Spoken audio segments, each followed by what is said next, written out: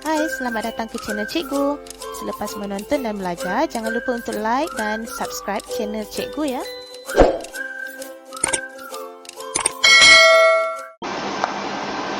Okay, Assalamualaikum warahmatullahi wabarakatuh. Okay, hari ini kita berjumpa lagi. Kita masih dalam topik yang sama, iaitu 8.1 garis dan sudut. Okay, dalam topik ini, apa yang kita nak fokuskan pada hari ini adalah untuk membina geometri, di mana hari ini kita akan belajar macam mana nak bina geometri menggunakan jangka lukis. Okey. Dalam video ini, kita hanya fokuskan kepada dua sahaja, iaitu yang pertama, kita nak bina satu tembereng garis dan yang kedua, kita ingin membina pembahagi dua sama serenjang pada satu garis lurus. Okey, kita lihat yang pertama dahulu, iaitu tembereng garis. Apa itu tembereng garis? Kita sudah belajar sebelum ini, iaitu tembereng garis ialah satu garis lurus dengan panjang tertentu. Okey, contohnya yang cikgu ambil dalam buku teks ini, contoh 2. Okey, dalam muka surat 176 buku teks, para murid boleh rujuk dalam buku teks, di mana bina tembereng garis AB dengan panjang 8 cm dengan menggunakan jangka lukis dan pembaris sahaja. Okey, jadi kita tengok macam mana kita nak selesaikan untuk membina tembereng garis yang tepat ya. Okey, jadi dekat sini cikgu akan terangkan dahulu. Okey, di mana kita akan tengok step by step ya. Okey, yang pertama kita tengok di sini untuk nombor 1 ni. Okey, yang pertama lukis garis dan tandakan titik A. Sekarang tengok dekat sini. Kita akan bina satu garis. Okey, tak kisahlah panjang berapa. Yang penting kita tandakan satu titik A dekat situ ya. Kita tandakan satu titik A. Kemudian kita pergi langkah yang kedua, ukur jarak 8 cm pada jangka lukis. Okey, 8 cm ni kita nak ukur berdasarkan soalan. Kalau soalan tu kata 10 cm, kita ukur 10. Ikut soalan yang diberi. Okey, jadi maka dekat sini, hujung dekat tajam ni kita akan letak pada kosong dan yang kita buka bukaan jangka lukis ini kepada 8 cm. Okey, bila kita dah buka, maka kita akan bina satu garis ini, iaitu yang ketiga. Kita tengok step yang ketiga, dari titik A dengan jarak 8 cm pada jangka lukis, tandakan titik B pada garis lurus. Okey, sekarang kita dah tanda satu sudut iaitu kita dah buat dengan jangka lukis titik B dengan panjang dari A ke B adalah 8 cm. Okey, jadi ini sebenarnya kita dah selesai membina satu tembereng garis AB dengan panjang yang diberi berdasarkan soalan. Okey, sekarang cikgu akan tunjuk cara untuk buat step by step ini menggunakan jangka lukis. Okey, sekarang sila lihat skrin di mana pada skrin ini terdapat satu jangka lukis dan juga satu garis lurus yang cikgu telah bina menggunakan pembaris. Okey, jadi berbalik kepada teori yang cikgu terangkan tadi, step yang pertama ya, iaitu kita kena lukis garis dan tandakan titik A. Sekarang garis cikgu dah lukis, yang cuma tinggal adalah cikgu kena tanda satu titik A di hujung sini. Okey, di sebelah kiri. Kemudian kita tengok step yang kedua, iaitu ukur jarak 8 cm pada jangka lukis. Okey, jangka lukis cikgu ni sekarang menunjukkan 2.65 cm. Jadi kita kena buka bukaan jangka lukis tersebut kepada 8 cm. Apa yang murid perlu buat adalah gunakan pembaris masing-masing. Cikgu tunjukkan contoh ya. Ini adalah pembaris. Okey, jadi letakkan di hujung yang tajam ini di nilai kosong pada pembaris. Okey, nilai kosong pada pembaris. Kemudian buka jangka lukis kepada 8 cm. Okey, tengok dekat pensel ya, hujung pensel kepada 8 cm. Okey. Tetapi jika murid perasan, walaupun cikgu dah letakkan pensel dekat 8 cm, bacaan jangka lukis cikgu hanya 6.05 cm, jadi kurang tepat. Okey, tapi tak apa, cikgu takkan guna pembaris. Murid-murid kena guna pembaris sebab jangka lukis kita berbeza. Okey, yang penting murid-murid kena ukur 8 cm ikut soalan yang diberi. Okey, sekarang cikgu akan tutup pembaris ni. Okey, cikgu akan ukur kepada 8. Okey. Sekejap ya. Okey. Okey, sekarang cikgu dah buka jangka lukis tersebut kepada 8 cm. Okey, langkah ketiga. Okey, dari titik A dengan jarak 8 cm pada jangka lukis, tandakan titik B pada garis lurus. Okey, macam mana kita nak buat? Letakkan jangka lukis yang hujungnya tajam tu pada titik A yang kita telah tandakan tadi. Di sini ya. Okey, di sini. Okey, sila rujuk ya, dekat titik A ni akan ada kita letak yang tajam tu dekat hujung situ. Jadi dekat B, macam mana kita nak tandakan B pula, iaitu kita kena tetapkan kedudukan dekat titik A tu, kita jangan gerakkan, yang kita hanya gerakkan pada hujung pensel sahaja. Okey, jadi cikgu akan buat. Okey, gerakkan dia berulang kali pun tak apa sebenarnya sebab dia masih asalkan titik A tu tetap. Jadi dekat sini adalah kita sudah bina tembereng garis. Okey, jadi kita alih jangka lukis kita ni, kita labelkan di hujung sini B. Okey, jadi sekarang kita sebenarnya telah membina satu tembereng garis dengan panjang sebanyak 8 cm di mana terdapat satu garis lurus dan juga kita ada titik A di hujung kiri, titik B di hujung kanan dan juga satu tembereng garis. Okey, maka kita label lah di tengah ni 8 cm. Okey. Ini adalah cara-cara untuk membina tembereng garis. Okey, sekarang kita lihat pula macam mana untuk membina pembahagi dua sama serenjang. Okey. Okey, kita tengok apakah maksudnya jika suatu garis AB adalah berserenjang dengan tembereng garis CD dan membahagi CD kepada dua bahagian yang sama panjang, garis AB disebut sebagai pembahagi dua sama serenjang CD. Okey, kalau tak faham sila rujuk buku teks dan juga gambar rajah di sini. Okey. So kita fahamkan gambar rajah dahulu. Okey, terdapat satu garis lurus CD. Okey, ini C dan D. Okey, di mana terdapat satu lagi garis lurus AB yang telah membahagi garis CD tersebut. Okey, jadi kalau kita perasan, dekat sini kita ada sudut 90 darjah.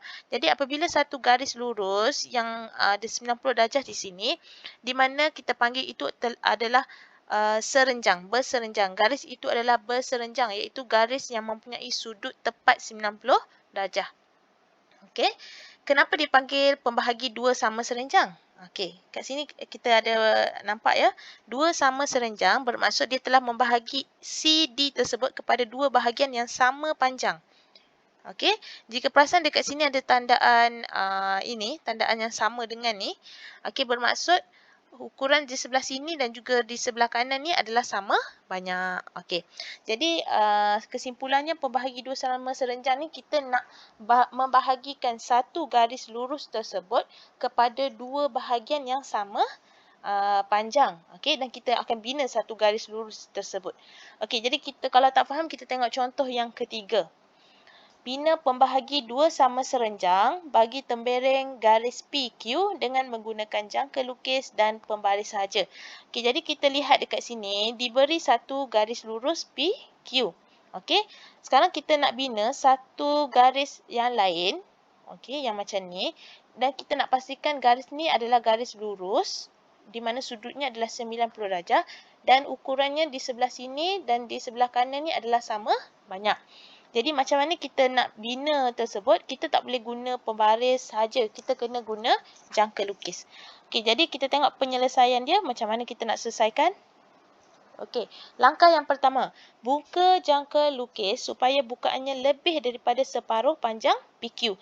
Jadi awak tak payah ukur just agak-agak sahaja. Di mana kalau kita tengok dekat PQ ni, kita agak lah kat sini mesti tengah-tengah dia kan. So kita ambil satu hujung letak sini yang tajam tu, kemudian kita buka lebih daripada separuh, tak kisahlah kat sini ke, sini ke, sini ke, tak kisah. Okey, kita buka lebih daripada separuh. Okey, dah buka jangka lukis, kita tengok step yang kedua. Bina dua lekuk dari P, satu atas PQ dan satu bawah PQ. Okey, jadi kalau kita lihat step yang kedua ni, yang tajam ni dia letak dekat P. So, awak letak yang tajam dekat sini.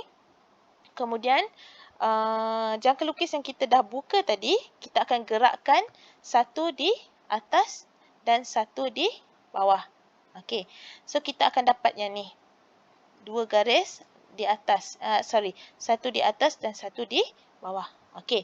Kemudian, tanpa mengubah bukaan jangka lukis, maksudnya jangka lukis yang kita dah buka tadi, kita jangan ubah apa-apa ya. Bina dua lengkuk dari Q, satu PQ, satu atas PQ dan satu bawah PQ. Jadi letak yang tajam di sebelah ini pula dan kita akan bina yang ini. Okey, pastikan bersilang di atas dan di bawah. Okey, bila dia dah bersilang, maka kita ambil pembaris, kita akan lalukan garisan di bahagian yang bersilang ini. Bahagian sini ya. So ambil baris, kita akan bina. Jadi dekat sini kita tanda 90 darjah. Okey, maka sekarang kita telah membina pembahagi dua sama serenjam bagi garis P dan Q.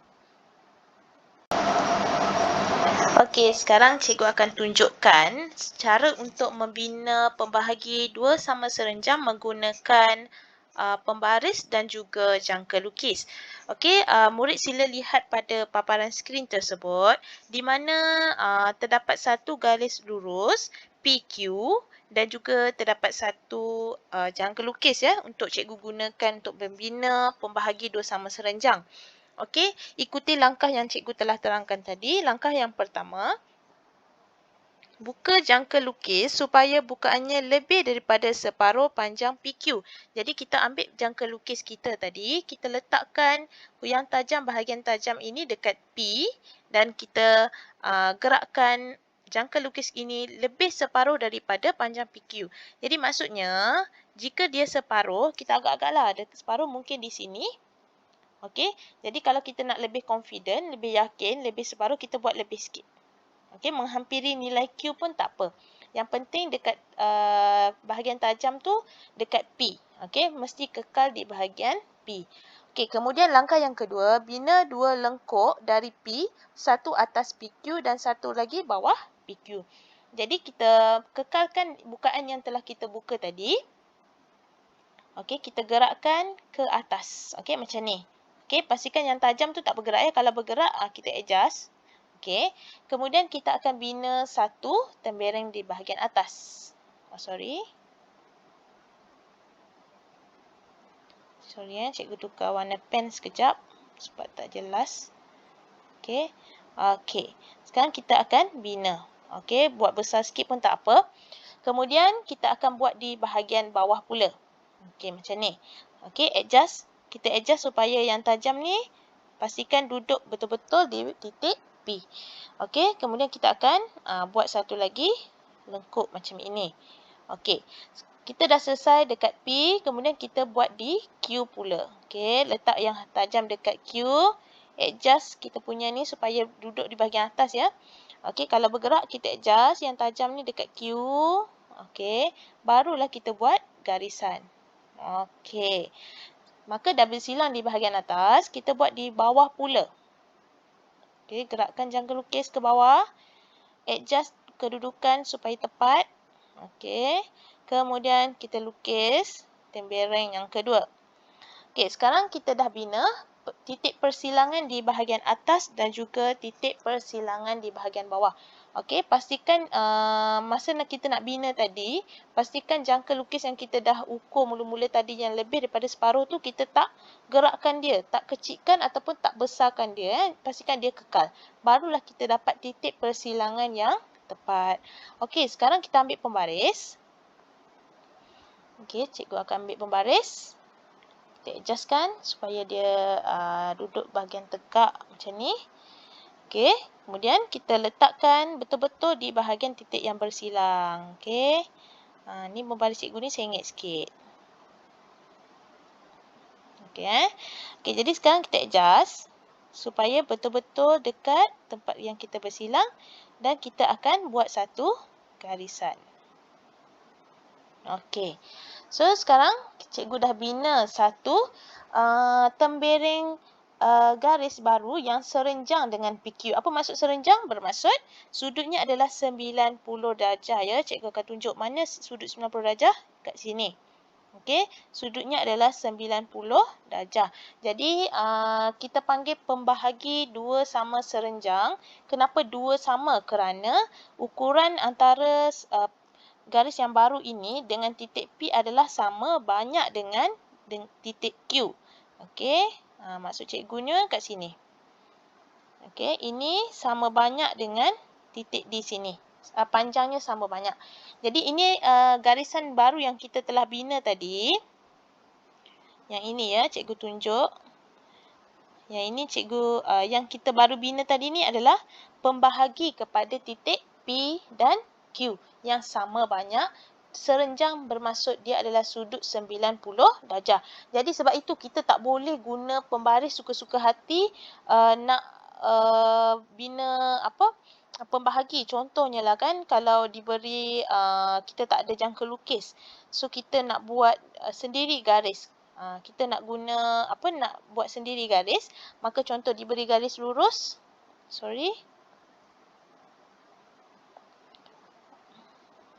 Contoh diberi satu garis lurus, kemudian kita nak bina satu lagi garis yang serenjang lah. Kita nak guna pembaris. Okay? Kemungkinan akan ada sengit sedikit ya, jadi tak boleh. Jadi kita nak ukuran yang tepat 90 darjah ni, kita kena guna jangka lukis supaya kita dapat titik yang bersilang di atas dan di bawah. Okey, jadi cikgu harap semua faham penerangan yang cikgu telah buat hari ini, iaitu pada hari ini kita telah belajar dua perkara, iaitu yang pertama adalah untuk membina tembereng garis dan juga pembahagi dua sama serenjang. Okey, cuba aplikasikan pengetahuan hari ini dengan membuat latihan sendiri di rumah. Okey, itu sahaja dari cikgu. Assalamualaikum.